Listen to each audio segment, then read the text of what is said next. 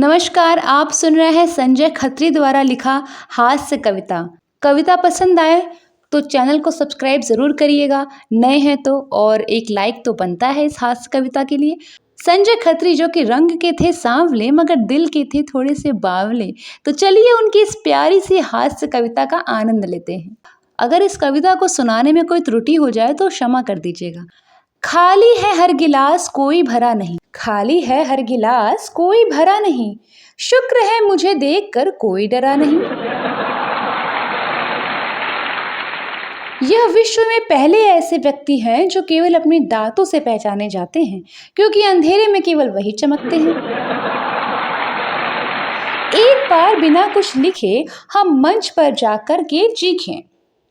संजय खत्री जी कहते हैं कि एक बार बिना कुछ लिखे हम मंच पर जाकर चीखें कि मैं भ्रष्टाचार मिटा दूंगा, घूसखोरों को धूल चटा दूंगा, मैं करूंगा सही और गलत में पूरी ईमानदारी से भेद, और तब तक चैन से नहीं बैठूंगा जब तक ना कर दूं इस काले धन को सफेद।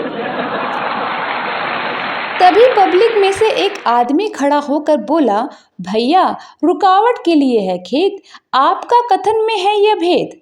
इस काले धन का जो करना होगा करना, पहले अपने आप को तो कर लो सफेद।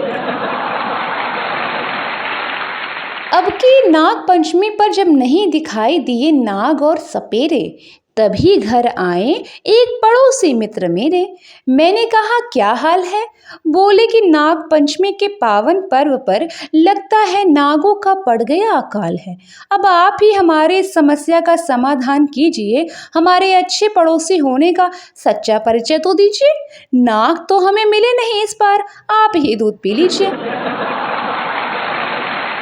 मैंने कहा यही फार्मूला तो मैं सुबह से आजमा रहा था, और जब सफलता नहीं मिली तो हार कर आपके घर आ रहा था। हमारी सारी बात हमारे पड़ोस में रहने वाला एक नेता मित्र सुन रहा था, जो कई दिनों से चुनाव के सतरंगी सपने बुन रहा था। उसने अपने घर का दरवाजा तत्काल खोला।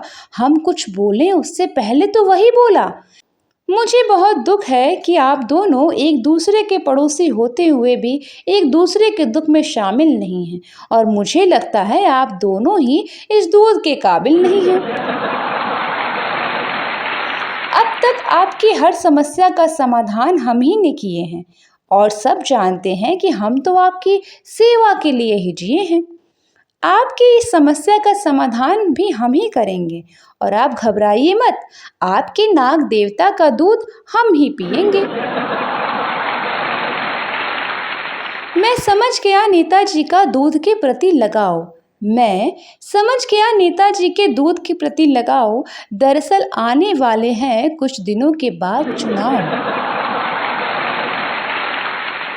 मैं भी मौका नहीं चूका, और नेताजी इससे आगे कुछ न बोले इसके लिए एक पल भी नहीं रुका, और दूध से भरा हुआ प्याला नेताजी की ओर बढ़ाया। किंतु नेताजी ने जैसे ही दूध पीने के लिए प्याला मुंह से लगाया, दूध अपनी पवित्रता खोने से हट गया, क्योंकि नेताजी के छूने से ही पहले दूध फट गया। नेताजी के छूने से पहले ही दूध फट गया। हमने कहा नेताजी, यह तो सब आपकी राजनीतिक शतरंज के चुनावी पासे हैं, और आप दूध के नहीं, इस देश की जनता के खून के प्यासे हैं।